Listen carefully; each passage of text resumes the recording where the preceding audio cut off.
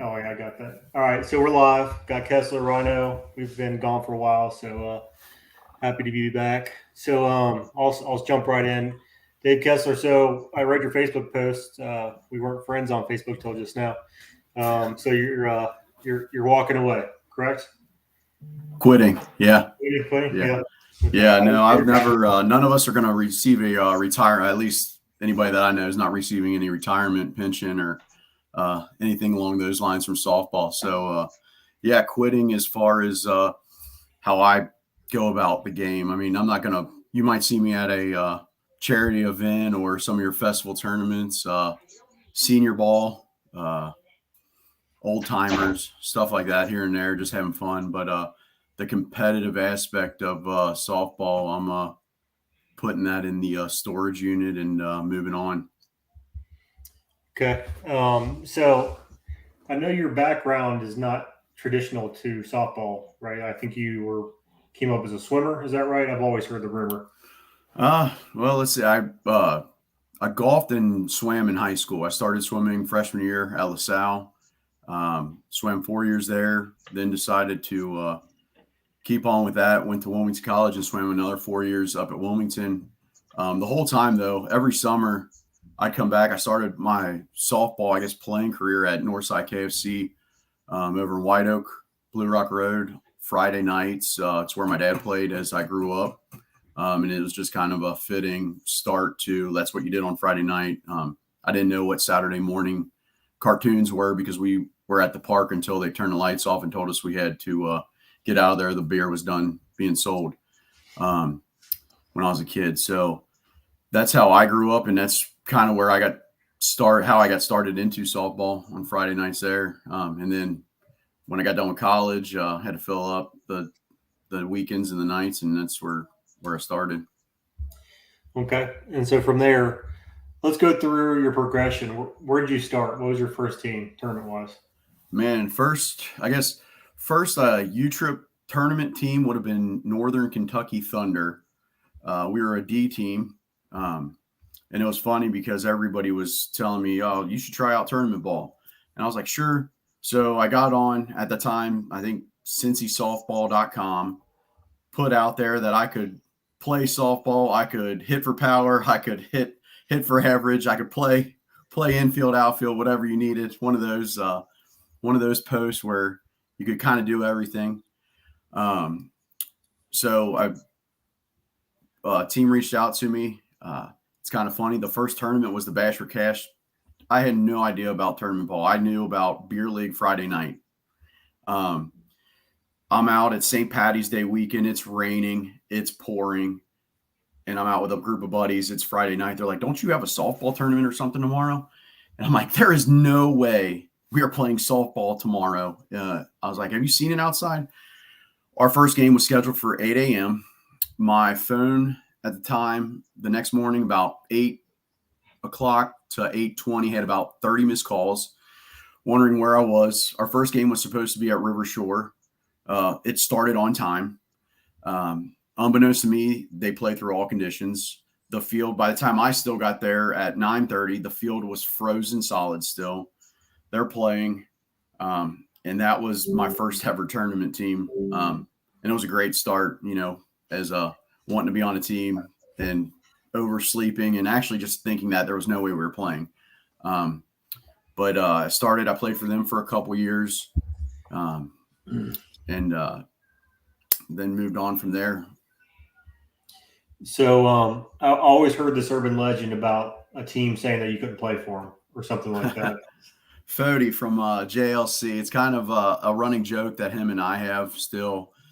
So after Northern Kentucky Thunder, I moved up. Like, I guess I should start that back. When I first started playing, Northern Kentucky Thunder was a D team. I don't believe E was even a division at that time. So I went and told my dad, I'm like, hey, I'm going to play tournament ball. He's like, cool. What level are you playing? I'm like, they said D. I don't know. And he looked at me. He's like, I've never heard of D. And not that he was a big softball tournament guy. He played Friday nights at Northside KFC. The Hutable Classic would come in and tournament teams would come in. That was some of your teams from all over the country traveling around. that was tournament ball. He's like, he's like, I've never really heard of D. I was like, well, what do you mean? He's like, you have A and B, and like, he's like, your Watanabe, they're like the top team in this area. So right then, that's when it got to me. I was like, well, if this is the bottom level, like, what do I need to do to then move up? And then I started talking to people that are like, oh, well, this is a C team. This is that's a B team over there. And then you hear about these A and major. And I was like, well, that's too far. Well, like, let's just see how to get to C. So I had an opportunity to play, get picked up with JLC. Fody brought me on board. I was young, still didn't know much of the game. Started playing with them, finished out the season.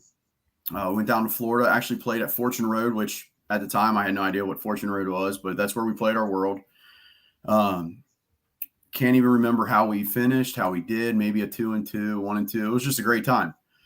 So season ends, I was on the understanding that I was going to play with them the following year. He kind of came to me and said, we really don't have a spot for you.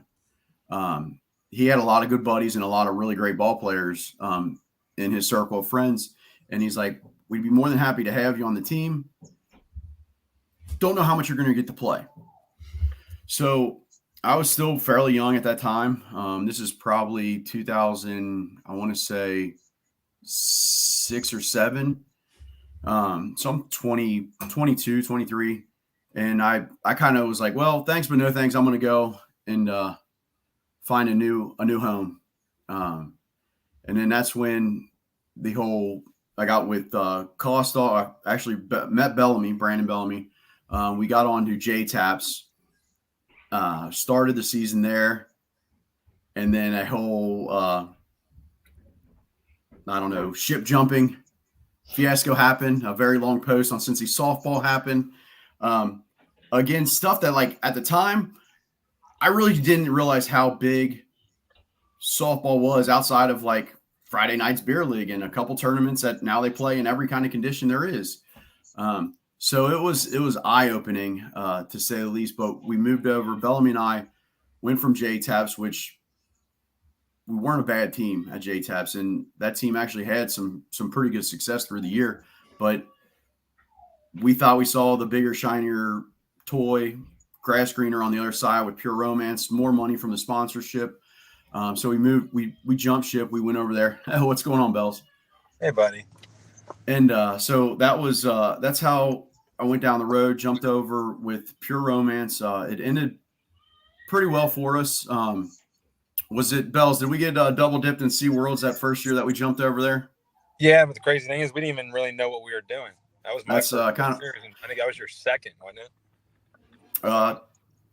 Yeah. So we ended up having a fairly successful year. Outside of, I think Rhino was with EAP maybe at that time. We could not beat them we actually finished second all year. Well, pretty much all year long locally to EAP. We could not beat EAP. They had our number every weekend. It didn't matter how we found a way to lose, or honestly, a lot of times they just beat us.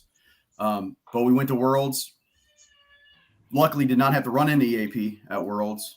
We won our first couple games pretty handily. It didn't really seem like it was too much of an effort. We faced a Mobile One out of Michigan, and it was an Ohio State-Michigan rivalry game. The fans were lined up down the sides. This was back, I guess, at what was Liberty Park up in Detroit. Mm-hmm. So that was a pretty cool game. That was the winners bracket semifinals. Yeah, because we played. The next morning, that double dip that's in the morning. Yeah. So that was the winners bracket semifinals. I was lucky enough to have an opportunity to have the game-winning hit in that one. I was lucky enough to watch you almost hit me in the face with the line drive down the line to win it too. Yeah, I was on first. My custom humpback down the first base line got us the win on that one. That was the first time that I emotionally really was vested into softball. The fans, the game, what was on the line, tears were shed for me. After that, it was an emotional release. Next day, we win the winners bracket finals. we sit there and we're watching this team, Mid-Valley Plastering, who was blasting everybody. Luckily, they're on the other side. We're sitting there. That's the team we don't want to play. We want to play the team that we just beat. Well, that's what happens. And they come back and double dip us. So that was 2007? 2008. 2008, pure romance. And that's where my run of second place. Well, I guess I slid in a few first places. Yeah. In Worlds, 2010 with AJS Mike Folks, won the USSSA-B. The following year, I was lucky enough to get on one of the great sponsors from this area, Watanabe, Dave Watanabe, Blitz, and we won the B again that second year. Then I moved up, played with Tyja Reebok. I believe we came in fourth in A. Then I was lucky enough to get picked up by Jean Shop.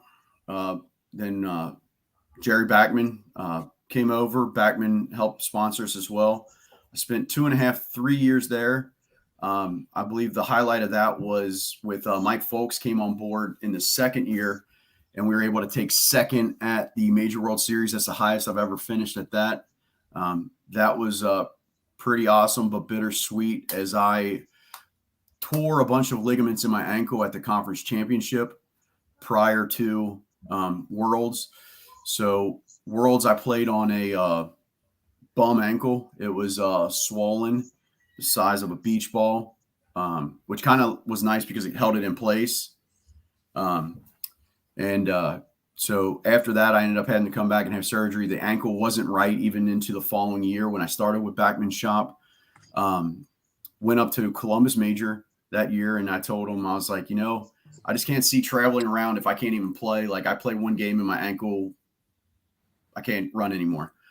So I took a few months off. Rob Mahaffey from 3rd Street was a good friend, reached out and said, we'll take you. And I said, I'm 60% of the player that I was, a year ago.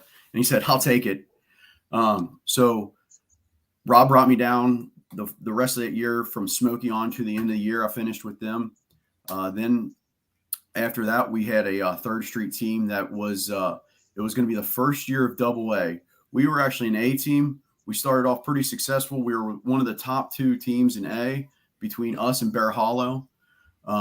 U-Trip decided to bump us up to AA.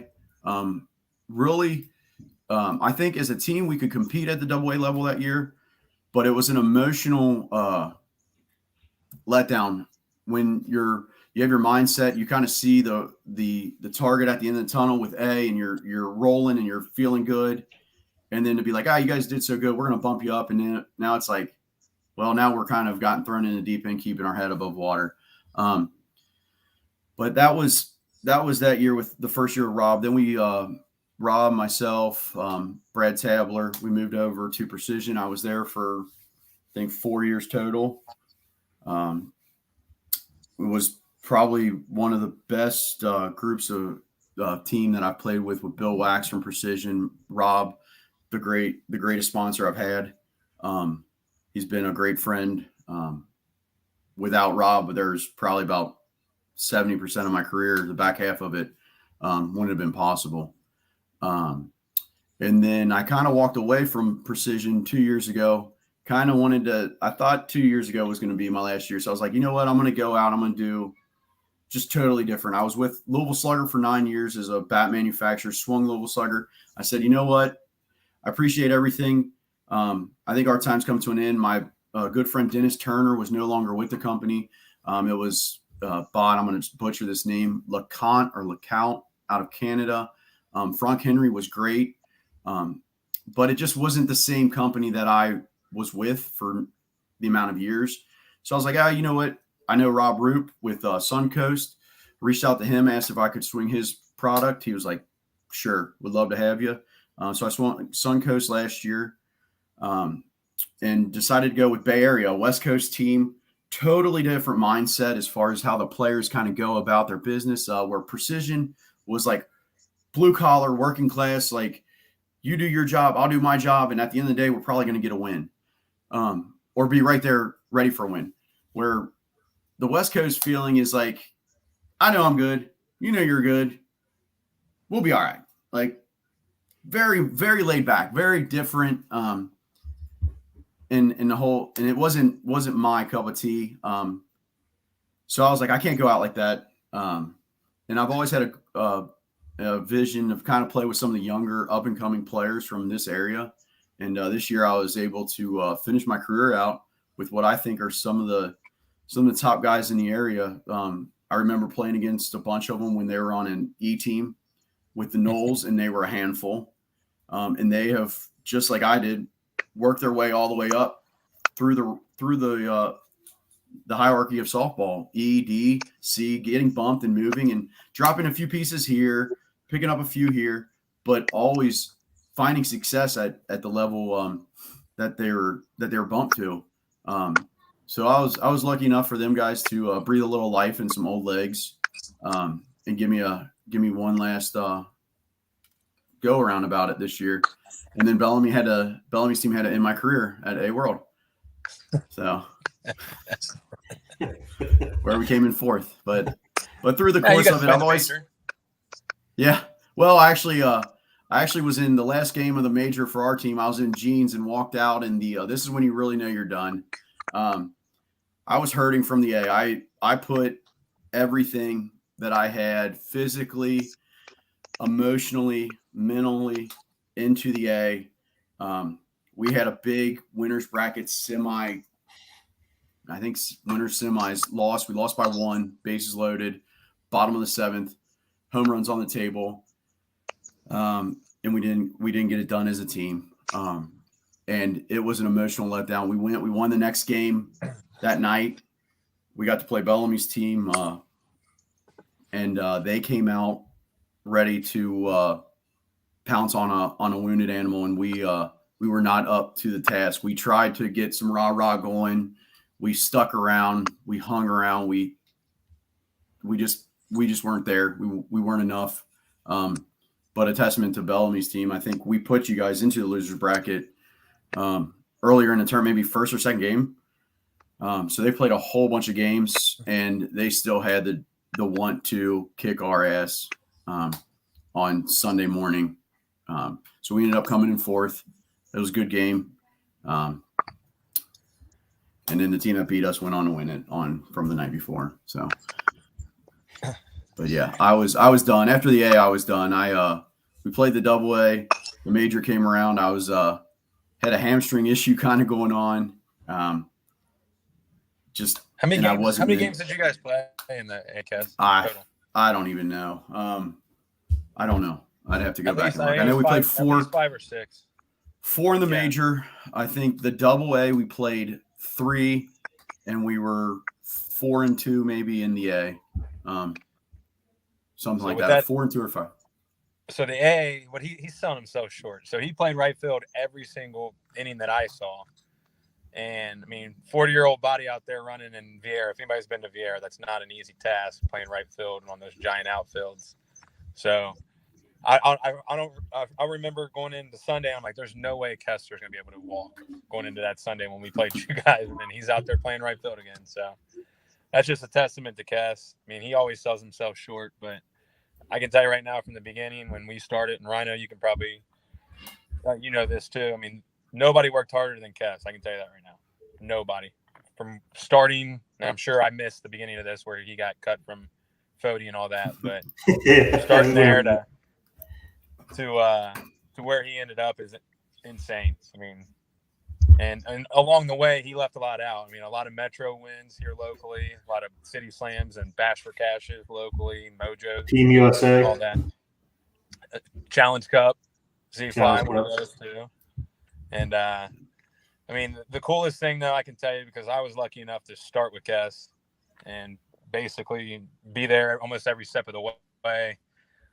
Even though we weren't on the same team when it came to the conference stuff, but we always played leagues together and all that. But probably the one thing I appreciate the most, and I'm sure everybody around like the TKs and the Frankies and stuff, is we always put a team out in league night and picked up young local talent and just try to groom them to move along. And Kessler was the best at that. So there's a lot of guys that are playing in the conference right now that probably wouldn't be playing there if it wasn't for Kess. So it's pretty cool. Thanks, Bills. So what are your favorite championships that you've won? Is there a certain world or a metro, or is there anything that really sticks out? I mean, the first of anything is always pretty special. My first metro, I had to get on with Watanabe, the juggernaut. And on that one, it was bittersweet because it was my first. And we did not win it very easily. We actually went to an if game, and I believe we were playing against again you, Rhino, right? With Yep, Seminoles. Mm-hmm. And I remember a lot about games and how emotional I get and how fired up I can get. And I can 100% tell you that I become a different person a lot of times when I'm out there because I'm going to do whatever I can for my team, for my guys. I will stick up. I will have their back 1,000% while it's going on. And it's not always the best side. But it's where I am. I'm that way. And I know that was a hard fought game. I know there was a lot of back and forth in that game. And much respect to a lot of those guys on the Seminoles. It was that year. I'm pretty sure you guys won almost everything that you guys played in the area. And it was a weird year for the Watanabe team because I came on. I had only played for Dave that year. I came on thinking, this is Watanabe. We're supposed to be good. Well, I think we went 0-6 to start the season. We went down to the duel, lost, didn't even come close to winning a game, I don't really think. So we were 0-4 down there.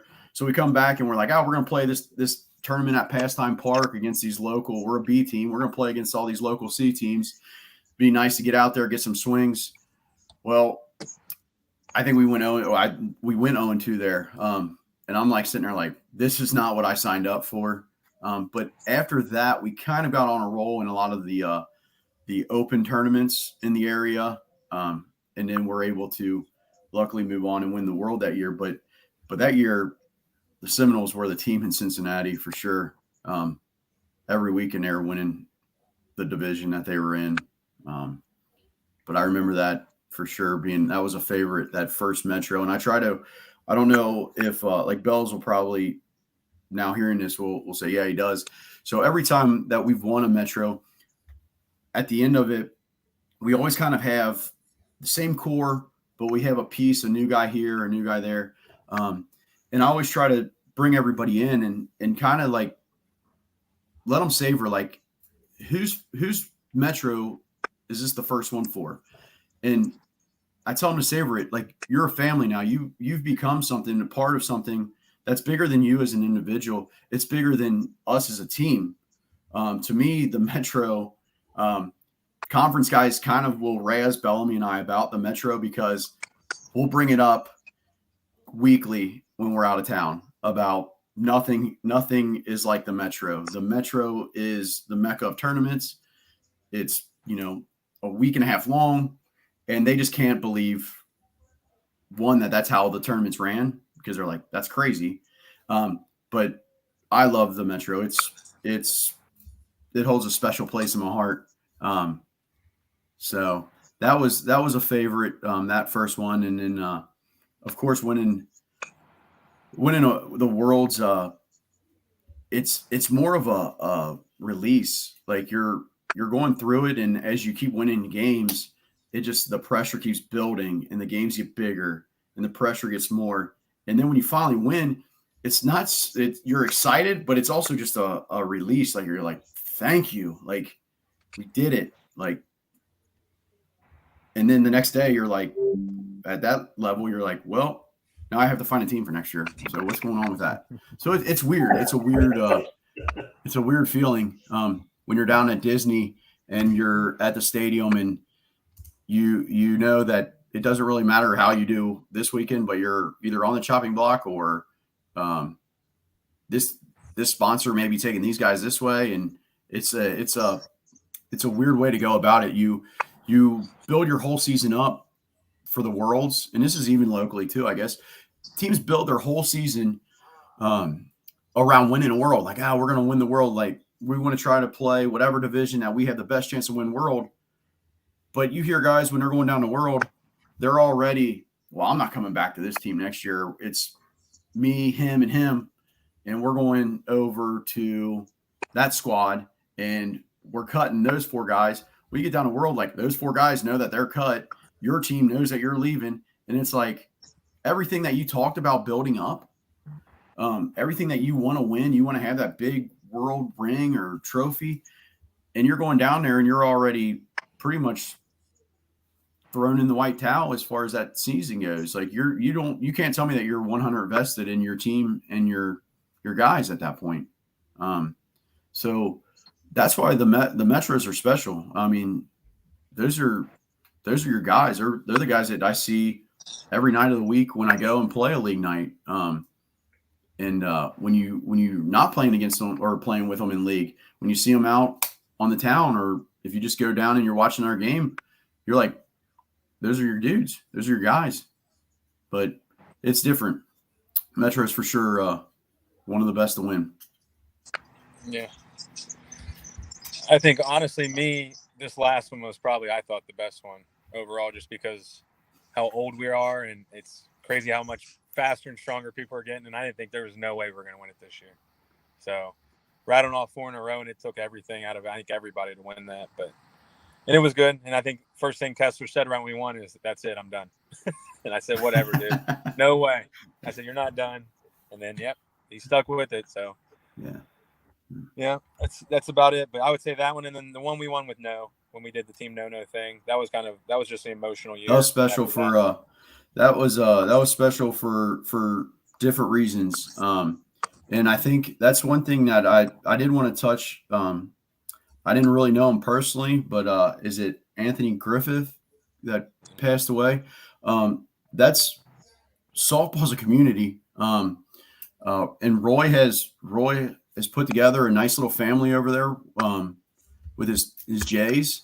Those guys go to battle. Red Legs, Jays. I play them a lot in the 35 and over under the Jays monarchy or headline. But softball's a community, and it's sad when we do lose a member of that community. It's I don't know. I just want to say everybody that knew him, I'm sorry that I never really. I'm sure I played against him, but I never really got to meet him personally. He's in my prayers. His family's in my prayers, and all of his teammates.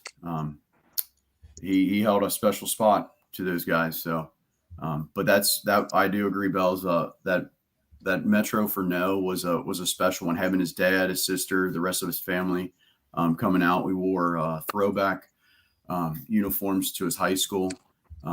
It was I have a, I guess, hashtag brag. I have a little trophy area downstairs, and all of the hats from that team have made their way into that little trophy area. They sit there.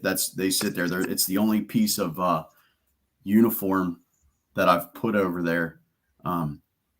Because it really wasn't about the tournament and winning the tournament. That was a kind of silver lining of it. But it was for No. So, but yeah, that was a special one too. Sounds good. Rhino, do you have anything for Kess? That was my last question. I just wanted to say, man, congratulations on a great career. I was fortunate enough to basically witness it from the very beginning. Unfortunately, we never got to play on the same team for a year, but we've definitely had some battles back and forth with each other. I remember that Basford cast you were talking about, where St. Patrick's Day, we were all at the bar drinking, thinking there was no way we were going to play at 8 o'clock in the morning as well, and I don't know how we ended up playing. I'm glad you said it about the ring, where it's more of a relief, not as much as a celebration as the Metro. I always thought, you come so close to winning a ring so many times, and I always thought, man, I can't wait to win one. And then when you win one, it's like, okay, that monkey's off my back. That's over with now. But I'm never going to play with these guys again because this team's not going to move up and stay together. So I'm glad you said that, because winning a ring's great, but it's not all it's cracked up to be. Me personally, I would rather win 10 Metros than winning a ring, because those are your guys you're going to see every weekend and be with for the rest of your career. So I'm glad you said that. Somebody asked me So- when I start working on next year, and I said the last out, right? So I mean, you're right. As soon as that's over, you're not thinking about it. You're thinking about what do I got to do next, who's staying, who's going, and you're not wrong. So thanks for bringing that up, Cass. That's a good point. So besides Brandon Bellamy, locally, who was your favorite teammate to play with? Brad Tabler. Tabler, yeah. Tabler was my road dog. I would say Tabler trumped me. Tabler trumped me.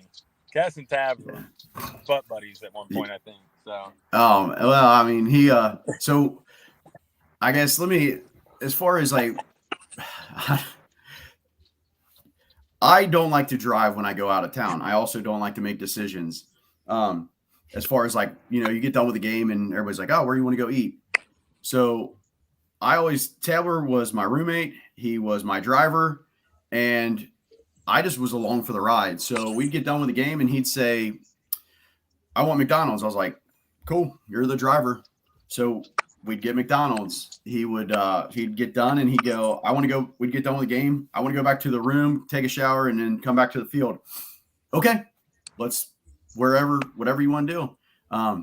So he let me every year just be a tag along with him. I just, wherever he wanted to go, I'd hop on board, and he'd make sure I was at the games on time, at BP on time, which was a huge pet peeve of mine. Like he runs at Tabler time. He's never in too much of a rush, but he would make sure if I wanted to be at BP, at a certain time, he'd be ready. We'd get there.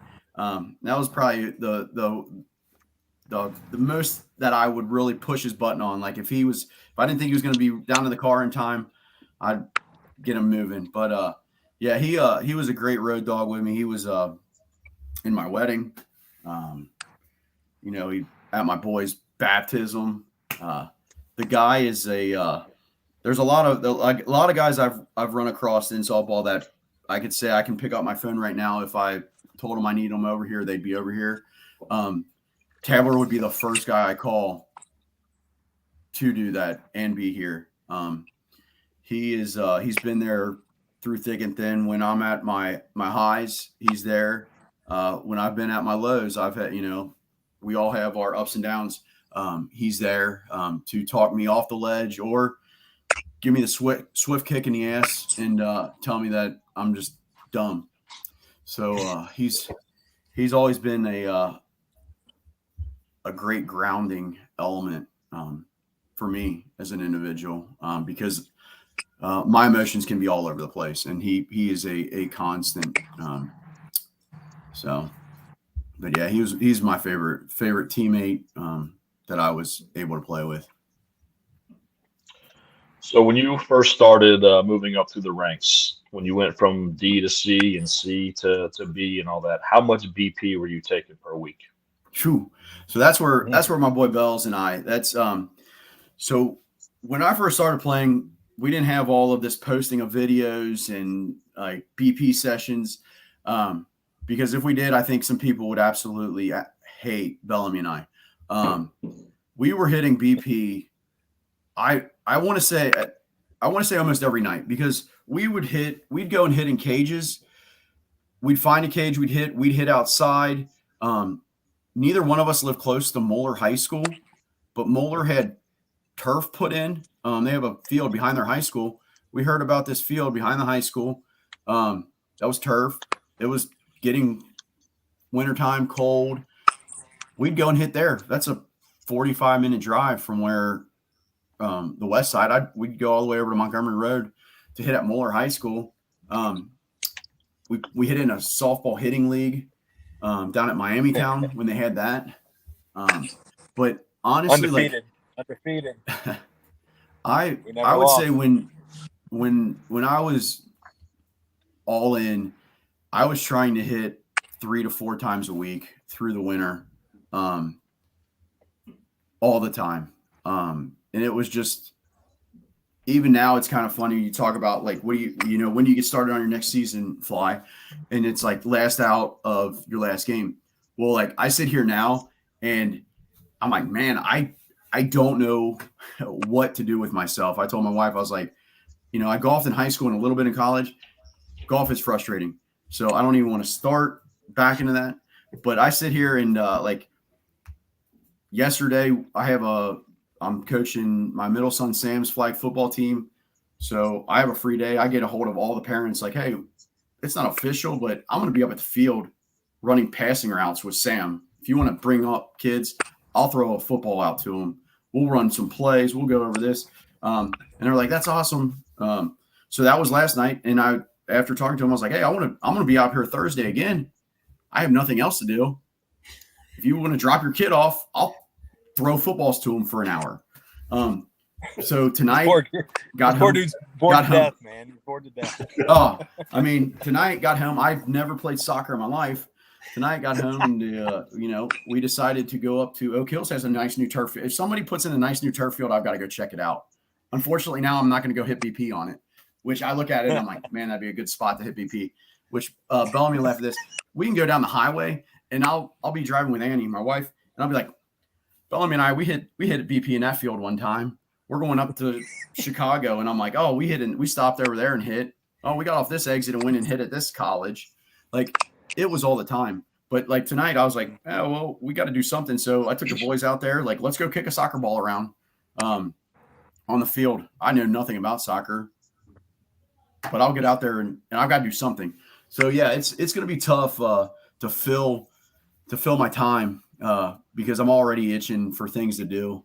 And I'm sure Annie's right outside my door. Like, I've got a list of things for you to do that I've really probably put a lot of stuff on the back burner for 9 years, or well, Dave is 9, but for 15 years, that because I had to go hit or I had to go work out for softball. It wasn't, I wasn't working out to try to win any physique contest, or I'm working out for softball. I'm hitting for softball. It was all preparation for the following year, and it did. It started right after the last out of the last game of the prior year. So I'll have a lot of hobbies probably coming my way, and probably not going to be any good at any of them, but we'll try. I'm telling you, man, if you get bored, you can come join my coaching staff. These girls are a lot of fun to coach, man. I don't know if I know how to do with a girl. I didn't either. And when I first went and watched my daughter play, I'm like, I can't believe I'm doing this. This is going to be terrible.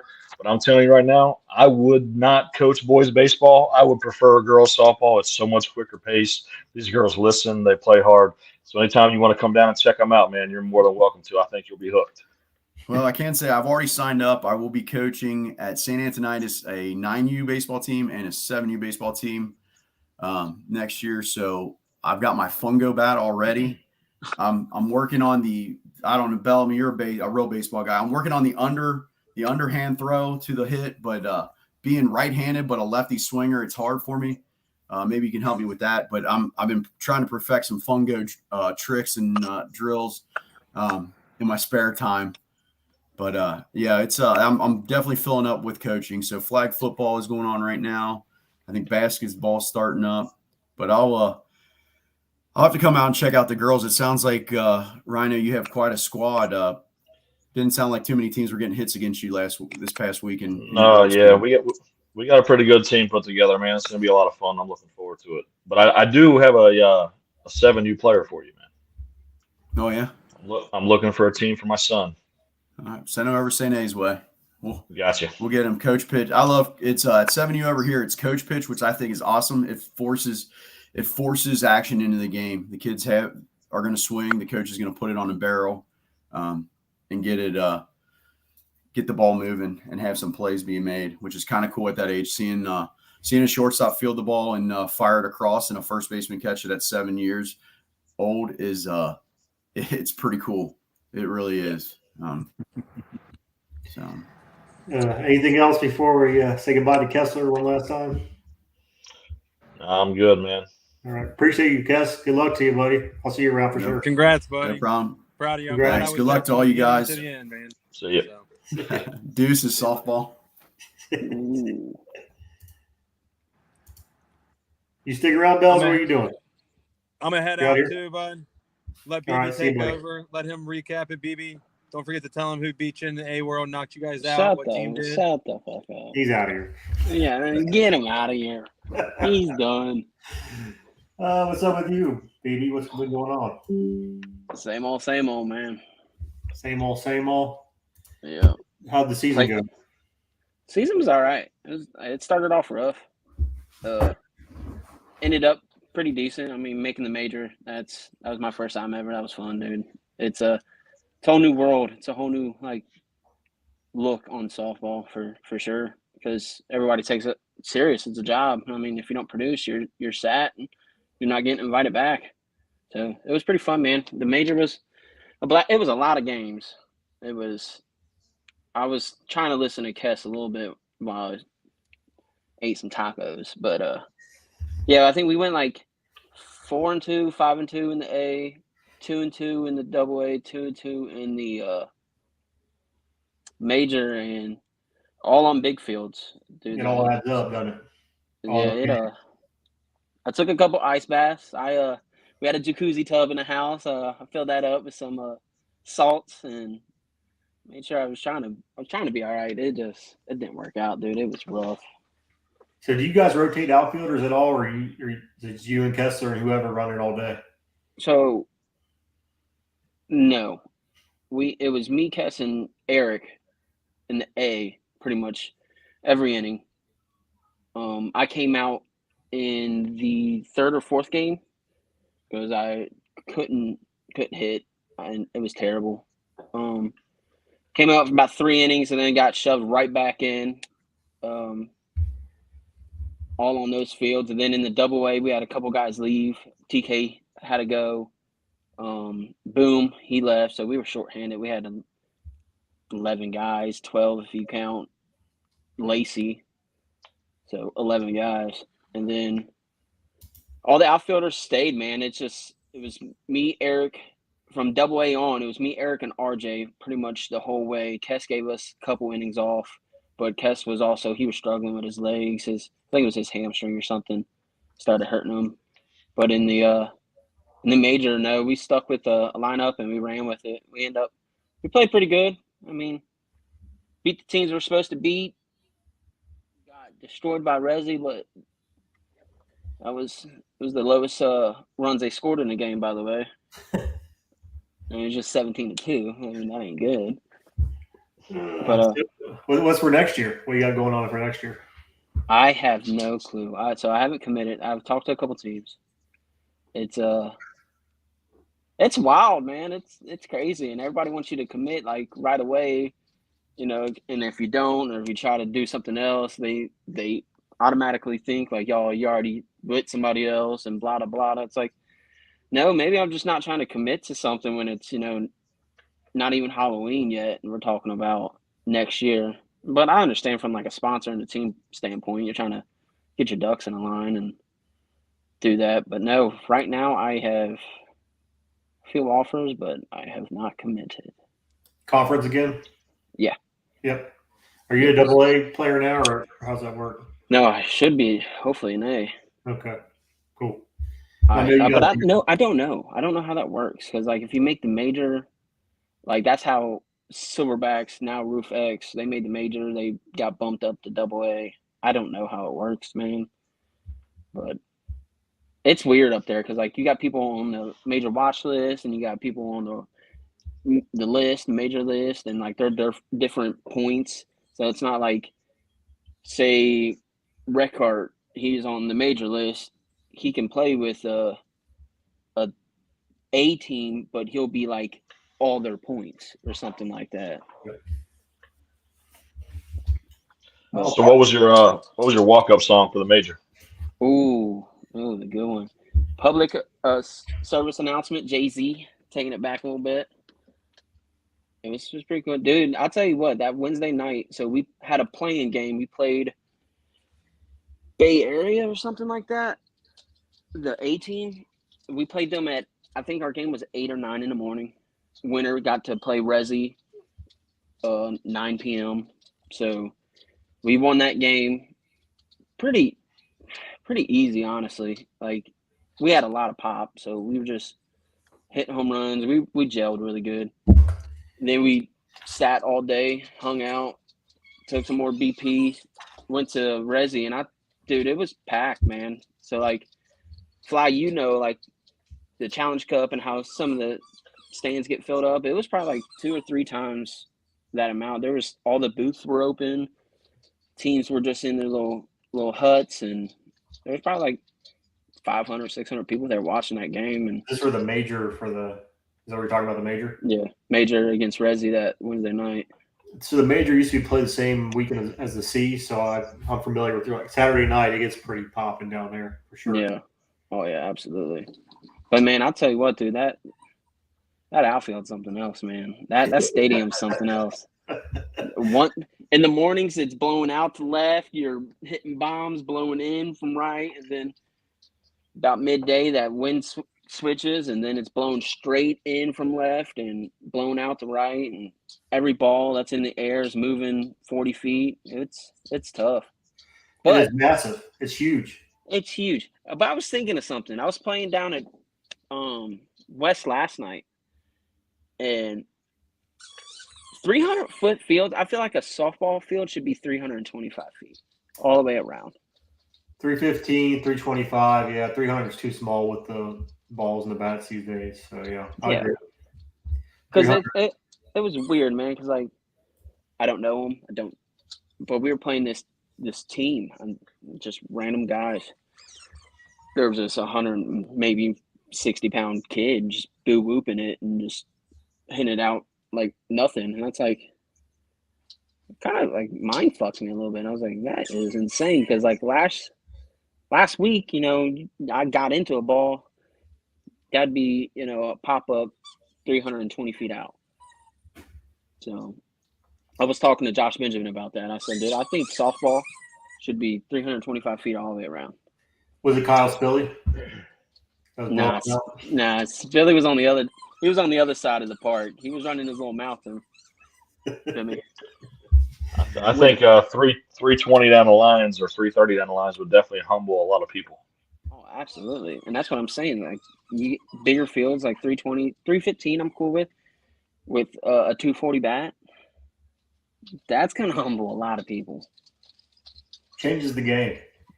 Yeah. Watching you guys in the Challenge Cup, and I watch you get into some balls and some other guys, but you really got to hit it to hit a gap. You really got to go. Yeah, and then VR is already hard enough to hit in. Yeah, for a righty for sure, right? And then and lefties get the advantage there. Is that the thing? Ain't that crazy? I feel like that was in Disney too. Yeah. Yep. No matter where you're at, you're at advantage of being left-handed. Yeah. Doesn't matter where you're at. That's what everybody talked about. Red Easton was so hard to hit. Brian Chase and I went down there. I think we went 8 for 8 between us. Like everybody says, it's so hard to hit here, and we didn't have any problems at all. But we don't hit it very hard. We're just hitting holes, so it didn't matter. That's the trick to it too. Is you got to humble yourself and hit the holes, not try to blow it out 350 when the wind's blowing in. A lot of guys struggle with that. So going back on your predictions this year, how do you feel like you did? I didn't go back and watch. I wish I would have. Like locally? Yeah. I think I did pretty good. Did you? Yeah, I mean, I recall saying, "Hey, Tiger Fitness Yoder could be that team in C as long as they get a pitcher." And they got Lampy, and it helped out a bunch. For example, I know they just went to Vegas Worlds, and they just went 1-2, and they had 34 walks in 3 games. You ain't never gonna win. That's what I was told from a couple guys. Every time I hear this story, that number keeps going. Like next time it's gonna be 50 walks. Yeah, 50 walks in 3 games. I don't know what it was, but I do know it was an issue.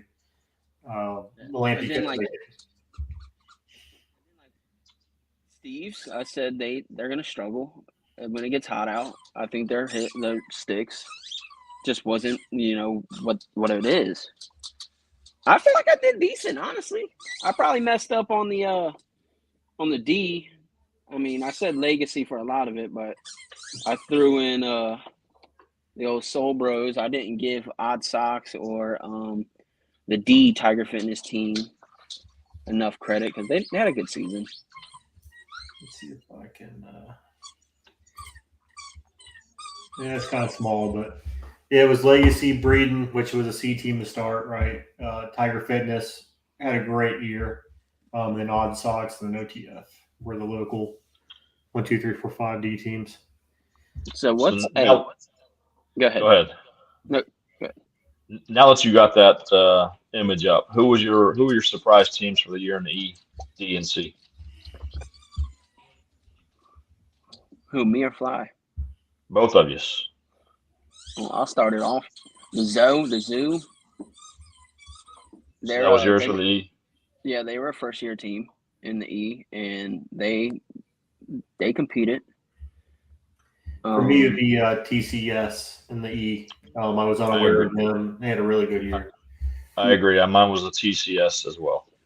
We played them in indoor. Isn't that indoor team that sometimes at Rivers Edge? I don't ever remember seeing them. I have no idea. I want to say it is. But I mean, the eights are they still E? Are they gonna be E next year? No, they'll bump up. Okay. EWSL maybe, but they'll be D USL for sure. All right, and the D, I'm gonna say OTF.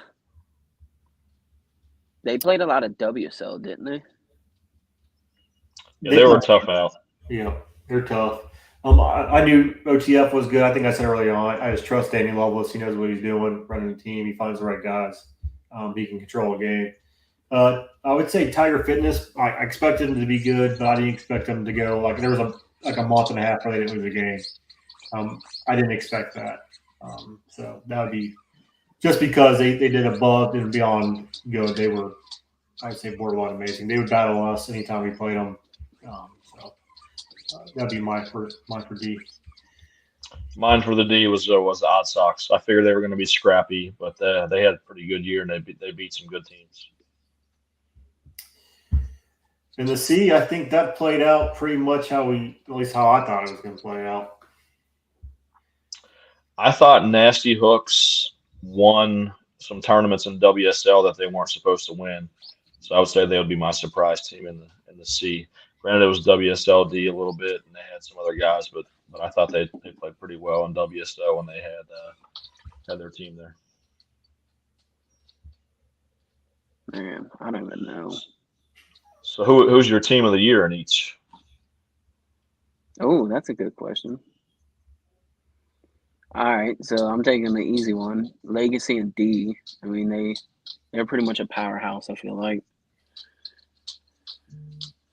I mean, but they also did Bo Gray playing D and then a lot of DHH. In the D, I'd say it was Tiger Fitness. I don't know what their record was against each other, but it seemed like Tiger Fitness won more tournaments this year than Legacy. And Legacy's got a great team, don't get me wrong, but it just seemed like every weekend Tiger Fitness was winning something. Tiger Fitness won the Metro, didn't they? Correct. Yeah. Legacy won City Slam. Mm-hmm. In the E, let's go. I'm missing. I don't know. I mean, the eights. I felt like their pitcher was always getting posted, doing something good. Yeah, it's hard to argue against the eights. So the great thing about the power ranking is I think this is right.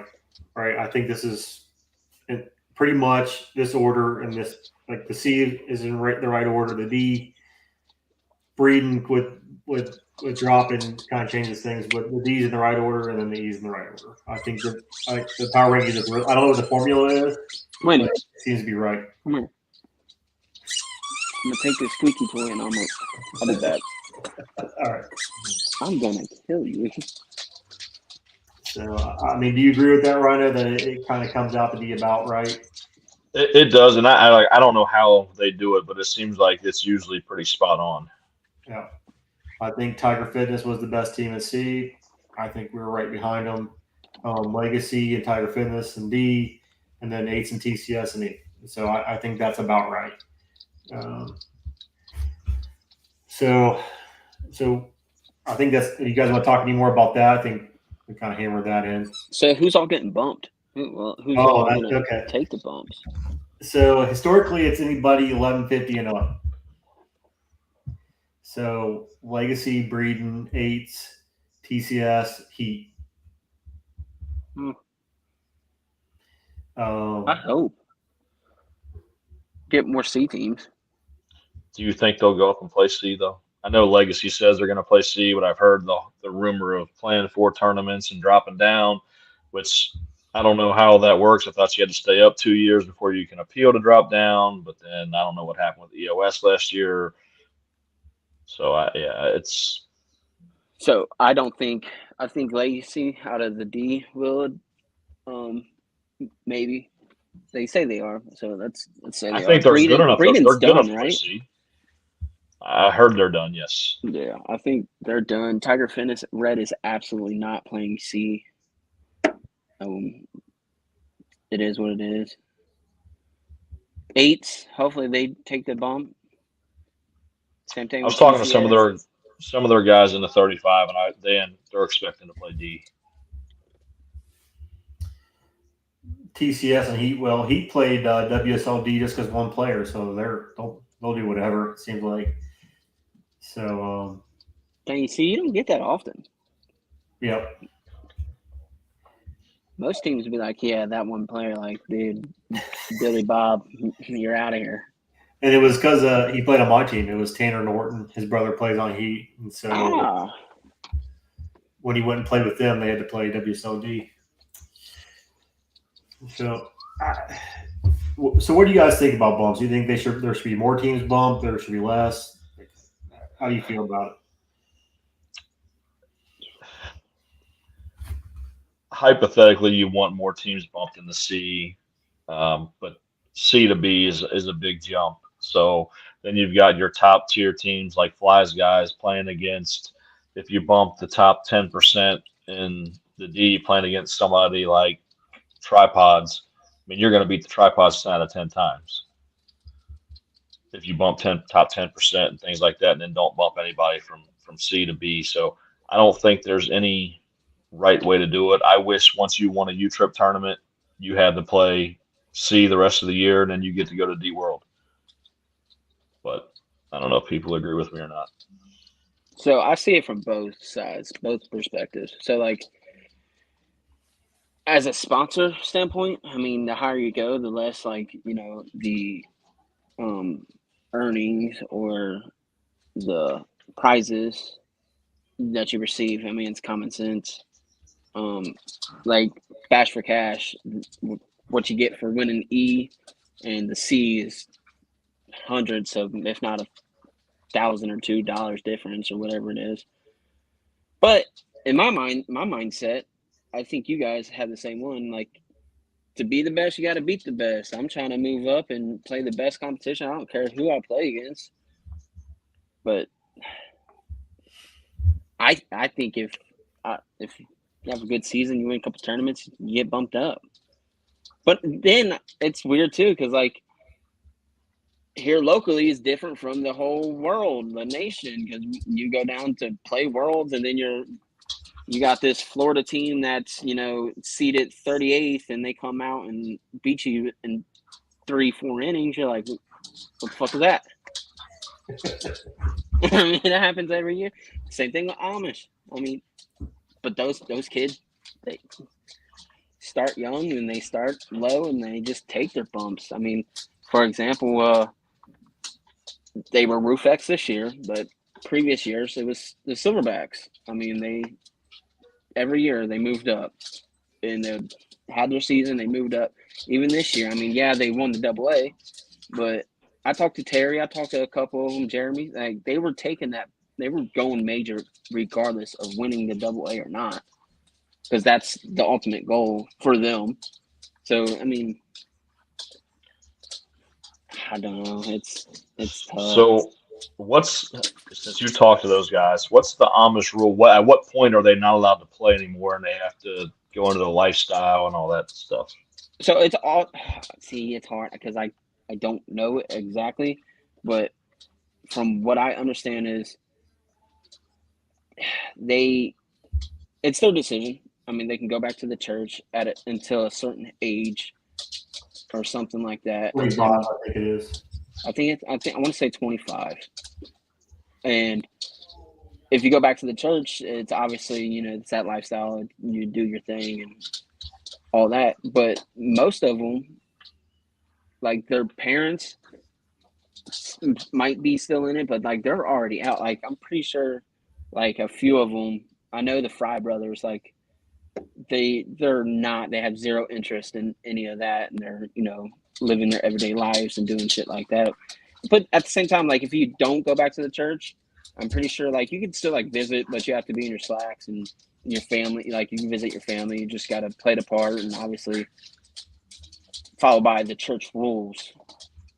I could be completely wrong, but that's what I get from them every time I talk to them, because it's hard to talk to them like that. But I'm curious, and I'll ask anybody anything if I want to know. I mean, But you know where you don't see any Amish? 35 and over. WSL. oh shit! No, that's funny. Hey, that's a fact. Hey, loophole, baby. Loophole. Yeah, that's true. Man, that is. I think they won about all the worlds, didn't they? They won. Well, D's this weekend, but they won CGSL. They won One Nation. They won Double A. They won. I mean, the list goes on and on. Somebody was keeping tabs for a while. I probably should have looked it up, but yeah. I think the only reason why we won WSL is because there was no Amish team there. They don't play WSL for whatever reason.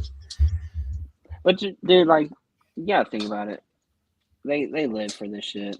I mean, this is their hobby, and this is like outside of work and their everyday lives.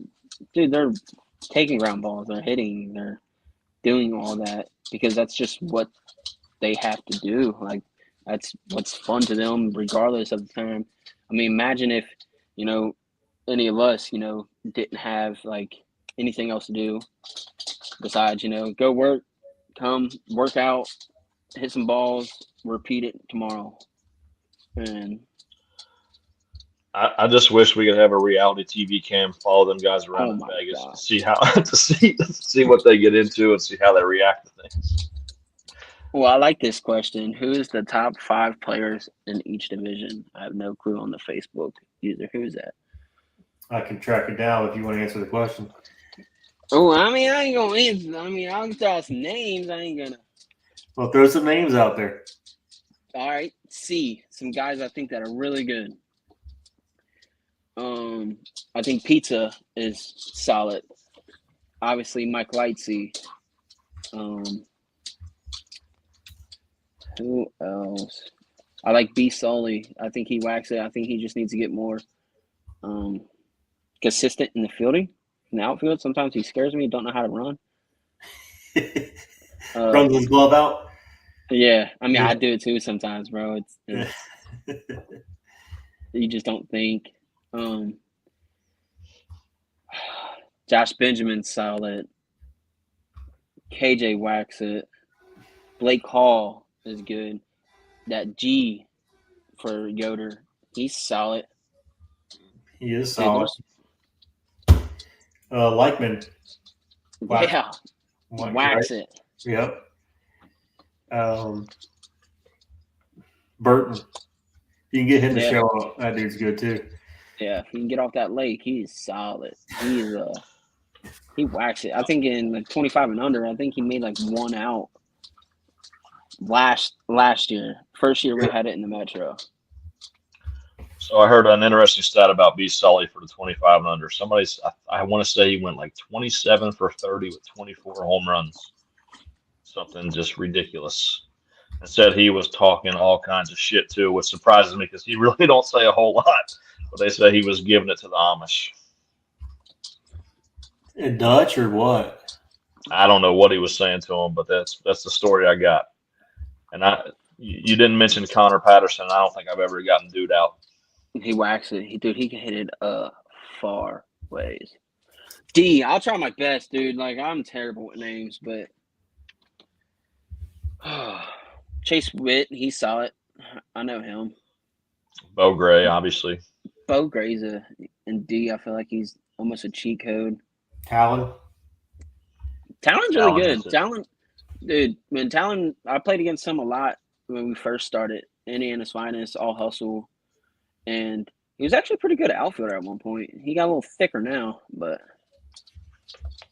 he still whacks that thing. Who's on Odd Socks that everybody's talking about earlier in the year? Did he turn out to be what everybody thought?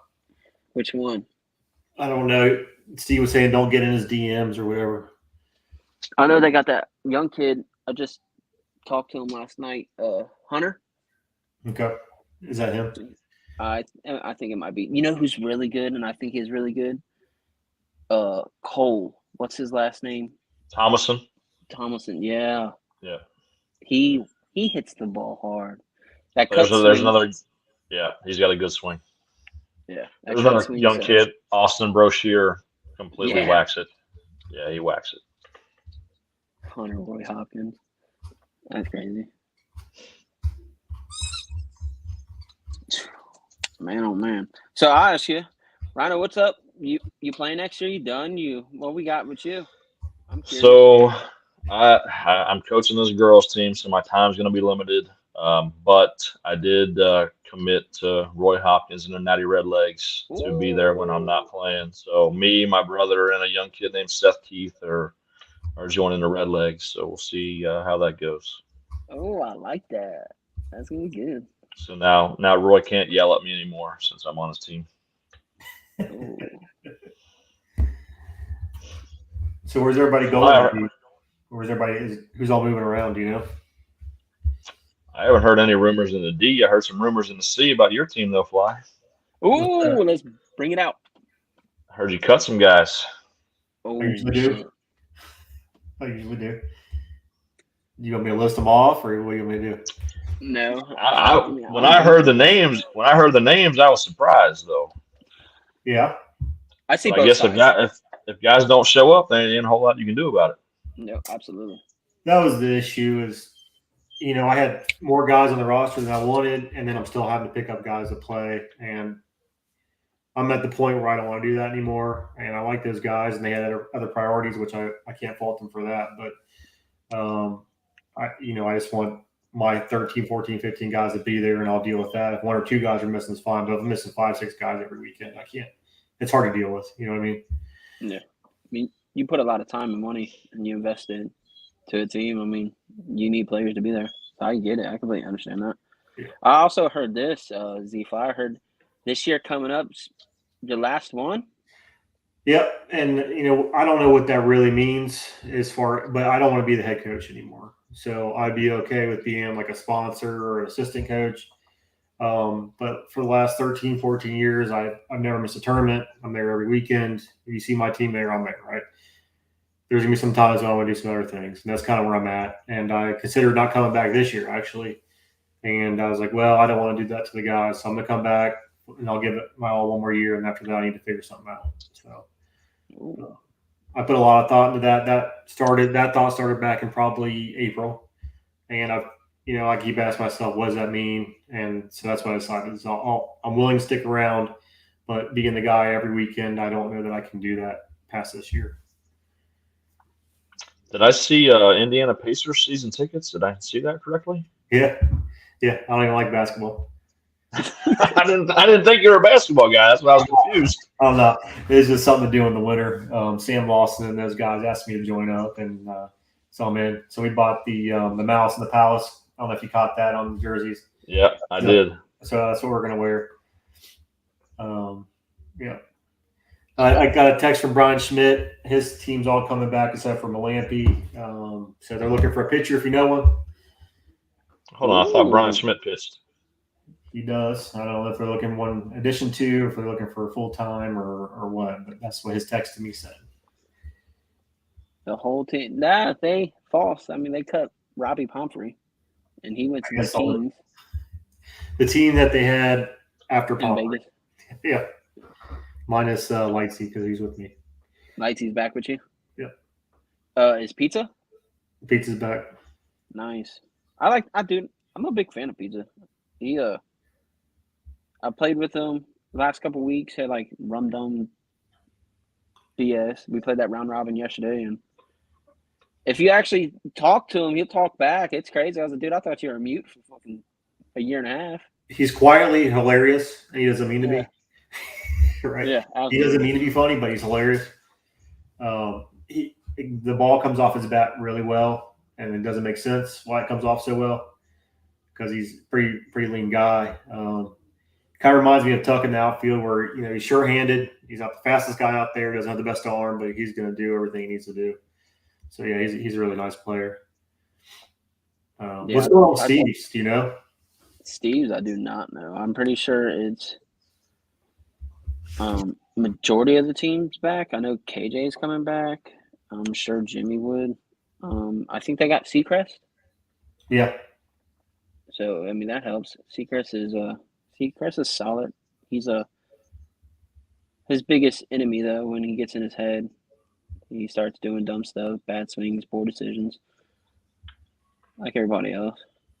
I'm a big Seacrest fan, but Me too. when I think he plays better when he doesn't talk, because then when he starts talking, he gives other guys a reason to talk back to him, and then if he doesn't do something well, then they get in his head even more. Yep. Where if he would just play and do his thing, he's one of the best players on the field at all times. Yeah, I haven't heard much more about Steve's. I heard something that Josh Benjamin might be on the market of going elsewhere. Really? Yeah, I heard it. I mean, it's a rumor. Might have started it. I mean, you never know. Tiger Fitness is looking for a pitcher, apparently. That's what I heard. It's just play at the ballpark every once in a while. You hear on some conversations, and I don't know how true it is, but I don't know. That could be a hot take. Has Tiger and Josh been talking at all? It'd probably be a good fit. I don't know. JB actually played yesterday. I think it was the first time he played since hurting himself. So he, I didn't ask him anything, but from Wednesdays, I've been playing Wednesdays at MNB. I've heard a few things every once in a while. So, what all did you hear? What do you got? I mean, when I played with Drew and T Garden I have no clue that you cut them. And they told me, I said, damn. First of all, I didn't think like there was a chance that would happen. I thought they were bullshitting.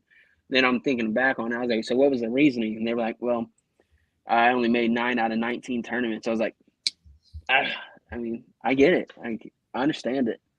So that was a good one. And then Lightsy didn't know what he was going to do for a long time. And I put 2 to 2 together, found out Pizza was beating around the bush, waiting for Lightsy and stuff like that. Supposedly, who knows? But I'm just airing all the dirty laundry. I'll tell you anything you want to know. I have nothing to hide. Yeah, me too. I mean, if I start some bullshit, hit me in the DMs. Everybody's going to do it every once in a while. So, yeah. So, it's Doug, Drew, Jeb, and Noah are no longer with my team. And I added Shanks, Conley, Jeremy Conley from Wild Things, Drew, Chase, and then Brandon Shelton from Breeden. So 3 Breeden guys, one Wild Things guys. And we'll see what happens. Get some youth in there, and maybe they'll get us going a little bit. So is your team set? Are you looking for any more ads, or you're just rolling what you got? Just rolling with what I got. I like it. How you feel about it? I like it. I think losing Doug is a big one. Drew. Yeah. Drew's a leader. Noah and Jeb are also good too. But I'm excited about the new guys. I've seen Shanks. I think he's good. I've heard good things. I'm looking forward to that. Brandon really fields it. Conley. He's going to go out there and battle for you. Who am I forgetting? Oh, Drew Chase. Yeah, since this game last year, me and Drew actually talked at the Metro. I said, dude, if I'm going out, I want to go out with you. So that's why Drew's with me. Nice. So Isles is still with you because I heard he was on the chopping block as well. Is that not true? No, he's with me. He moved to St. Louis, so we need to figure that out. And so How's he'll be that gonna back. work? Well, he'll be back. So Okay. his wife is a traveling nurse, and she's got a contract for so long. So her contract ends before the season starts. So that's what we needed to hash out. So we got something in the chat. Go ahead, Z. That's all you. Which one? This one? Yep. No, I just take guys at their word. That's how I've always done it. I did a commitment fee years ago, and I used to do it where I take a commitment fee and then I'll give it back to you for traveling for worlds or whatever. But then I just feel like a bill collector, so I so yeah, I just take the guys at their word, and I never had an issue with it. But I guess guys could jump. Yeah.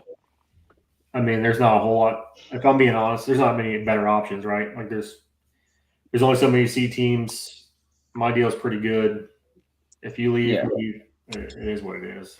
Yeah, and with playing with you, it's going to be legit. I mean, you've had a team since I've been in elementary school, so. Yeah, probably. It's just not going to be any fun, though, right? Never any fun. Oh, man. Hey, I told all the guys you cut, I said, I hope all the guys that Z cut plays on the same team next year if they play. I said, those games are going to be fun to watch. Yeah, but I mean, it happens every year. I mean, I cut 4 or 5 guys every year, and then they always come back at me, and they usually get me. And then, but it's what it is. He said they usually get me. Let me ask you guys this question because I was thinking about this today. With all the rings that they're giving out for all these world tournaments that are played here at River City East and West, does that diminish how many rings people have? Yeah. So which ones count? That's the real Right. I don't know. Is I it mean, I'm just- all for it. I'm give everybody rings because we make ring holders, and that's fine, and that's good. That's good for business. But at the same time, I don't. It's hard to say it's a world tournament when there's only teams from locally in Cincinnati in it. Yeah, that's exactly what I was thinking. Like it's not. See, only one that matters to me is the one you get in Florida. U-Trip, I feel like U-Trip's the top dog. It's the one I'm still chasing. I don't have that. But like for example, when GSL was really big, Columbus. I mean that's a world. GSL Worlds at Berliner. I mean that's the real deal.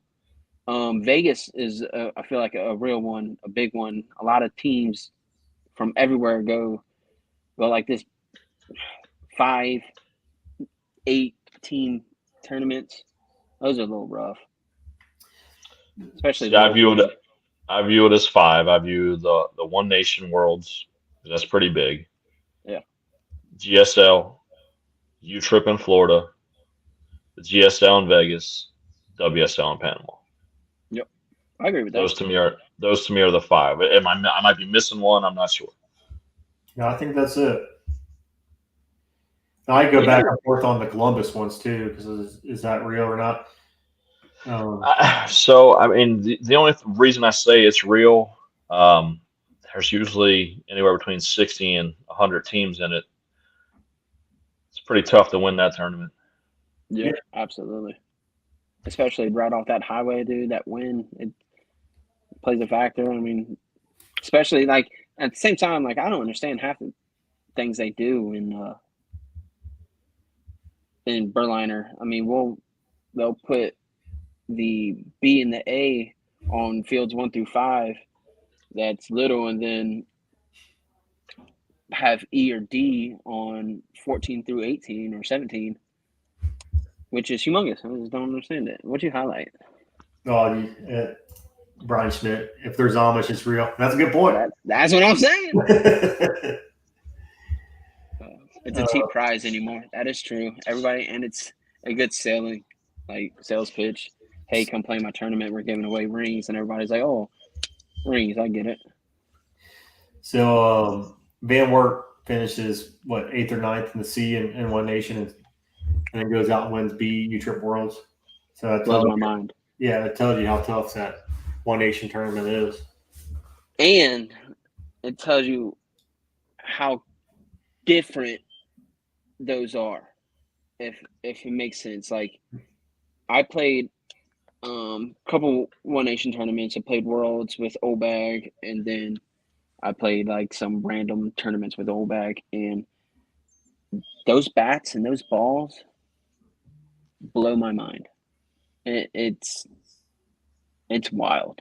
And then you play down in Florida where you don't get those bats and you don't get those balls, and it's 240, and it's like a whole different game. Like, you need base hitters. You're not gonna accidentally hit a ball over the fence 330 and stuff like that. One Nation's fun, but I think One Nation is dangerous because, like, for example, we were playing JBL in the One Nation Open or A or whatever, and it was loser bracket finals, and I'm having Radich and Mike Williams and John Williams hit balls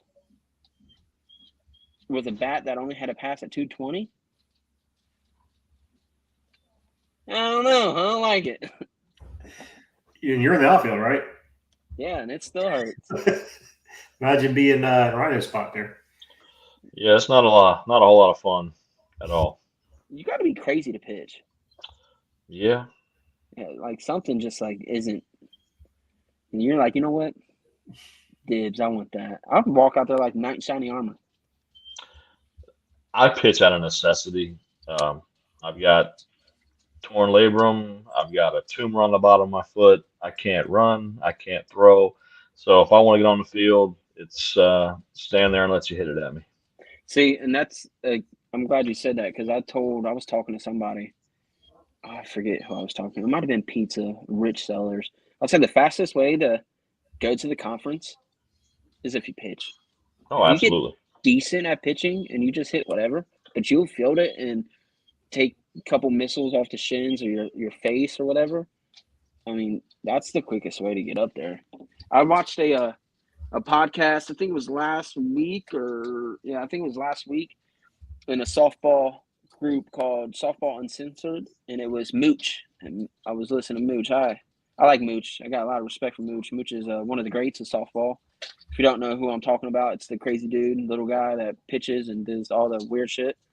But it was like, yeah, if you want to be anything in the conference and you want to just skyrocket up there, just walk on that mound and throw a couple strikes and try to get some outs. You don't even have to hit the best. He said, if you look on a majority of the teams, besides like maybe 4 or 5, the pitcher has a bottom half average in the conference. But you're gonna eat some shit. Better have a good insurance plan too. Hey, so I saw a comment something about best pitcher in D, and it made me think of Johnny Leap and how he got blown up, right, from Bradley Jones. So he didn't know it at the time, but my guy got blown up from the MVP of softball and completely got folded. Think about that. That's wild. Mm-hmm. You think the MVP of softball wouldn't go through the box in a charity tournament? But hey, what are you gonna do? No, so hear me out. I've had arguments with this. I'm not saying do it on purpose, but listen, Rhino, if you're pitching against me and there's people around and I'm supposed to be solid and you drift one outside a little bit and I flare open, push it up, fly out, didn't hit you, right? You won. Everybody that watch knows that you won. I look like a fool and I got to hear about it. So I'm not saying I'm hitting you, but I'm not taking anything off my swing. And now, do I think he should have been better than that? Absolutely, 100%. It's so here's the thing. When I'm playing against you or Kessler or Bellamy or anybody like that, the way I look at it is I'm trying to get you out. Yep. You're trying to get a hit. You're not trying to hurt me. Yeah. But you ain't going to give yourself up and say, oh, I'm not going to hit the middle. I'm just going to see if I can pull the ball or go backside and give myself up and maybe make it out. I fully expect to get your best. I want you to try to get a hit because I'm up there trying to get you out. Yeah. So I know it's nothing personal if you go through the box on me on a league night or something like that, because I mean you're not there to pay your $3 to get in and make outs. You're trying to make yourself better. You're trying to get hits. So some of these guys get all bent out of shape, people going through the box and stuff like that. You're trying to get them out. They're trying to get a hit. It We need more is people what it with your is. mindset. We don't have that. I saw that video or a video. I'll do it. Fuck that video. Me, personally. I hit Stang in the face. Did I mean to hit Stang in the face? Absolutely not. Little Stang. I hit He ain't little. He ain't little. Aaron. Big Stang. What's his last name? Yeah, Big Stang. Heilman. Yeah. Aaron Heilman. I hit him right in the face, and I was just going hard at the ball. And it was first league night back from having my son. I didn't play in like a month. I had Columbus, Georgia that weekend. I left Friday. I was playing on Thursday night, and I was just trying to get dialed in, find the center of the ball, and I hit him right in the face. And I got called everything in the book. A bully, a piece of shit. Like, you're better than that. It's like, I fucked up. But I was just trying to hit the fucking ball. But if people had your mindset, not saying, like, they don't, like, not everybody does, but If you're a pitcher, you're going to get hit. That's the way it is. You're going to get eventually. You're going to get got, and it is what it is. You don't want to get hit, don't pitch. Stand behind the plate and catch. I mean, look at that. I just said that, and I have 4 text messages. Bully, you big bully, murdering rec players, piece of shit, asshole. I kid you not. I just got it. It's like, first of all, fuck you guys. I know you guys are fucking with me, but I'm just saying, I'm just glad I wasn't the only person. I mean, Bradley Jones did it. He fucked up. Everybody's human, but at the same time, like, you're giving me your best. You're going to get the best out of me, and that's what competition is, and that I'm trying to get dialed in just like anybody else. And I rarely, I'm like, yeah, I'll hit middle on purpose, but I'm not trying to hit you. I'm not trying to kill you. And if I do, and I run fast as fuck, don't throw me out. Oh my God, my phone's going crazy. Mike Lightsey just commented. Lightsey, that's fine. You blow me up, that's fine. That's your right. But that next inning, I expect your ass to pitch to me. He'd probably do it. Oh shit, I fucked up. I'm coming back. Anyway, here's one. You want to hear something funny? Let's hear it. He's been sitting here this whole time. See, you motherfucker just text me. I've been watching the whole time, just sitting there. He walked up a couple of times, but he's been here the whole time. Man, I did not know. Hey, here's an example. We're down 35 fucking runs. Conference championship in Evansville playing Resi. Records pitching. Boom blasts him right in the chest. Boom guy? Home runs left. Oh. Hey, what inning was it? Was that your last swing? It was the last swing, last out. Yeah. No retaliation. You're good. You're good. Oh, that's great. The Kessler's over here watching the dark. That's all. Yeah, he's been here. I left for a little bit to put some boys to bed.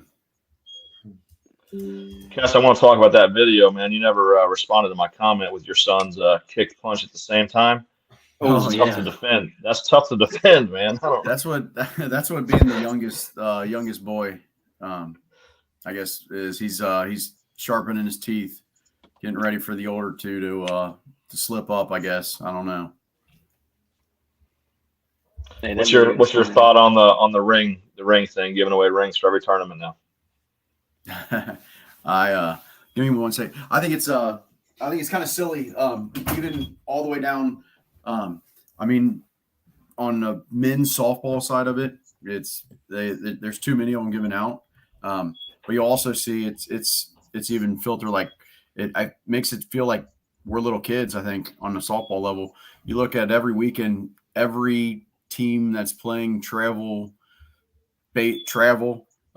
baseball, they're winning a ring, which is kind of cool for the kids. The kids really do enjoy that. But we're grown adults. I don't know. It's So which ones count to you? man, U-Trip, ASA. I caught that back end. One Nation is coming on strong. They I guess I don't know. They started out with GSL, then U-Trip kind of, I guess, jumped on that, and then they splintered back off to One Nation. They put out a good product as far as the tournaments and getting teams there, and teams really seem to enjoy going to that One Nation stuff. Like you said, Rhino, I think anytime you're winning a tournament that has 40 plus teams, that's a feat. That's getting hot at the right time. That's having luck on your side. A lot of things have to fall into place to win a tournament when you have that many teams. I see, like when U-Trip posts their e-tournament, their e-worlds, and there's 50, 60 teams. Like if you just to win that tournament, if you outright win it, never drop into a loser's bracket, you're playing 8 to 10 games. That means that by the time that you're at your 6th game, you're going up against a team that also feels that they're pretty hot, having a great weekend, and you come out on top. And then there's another team that was in the same position that you were. Like those are some real tough ones. But as far as like what counts, U-Trip and ASA, I would say are the bigger two. But ASA is kind of a weird one. It's like a paper roster world. Called USA now, isn't it?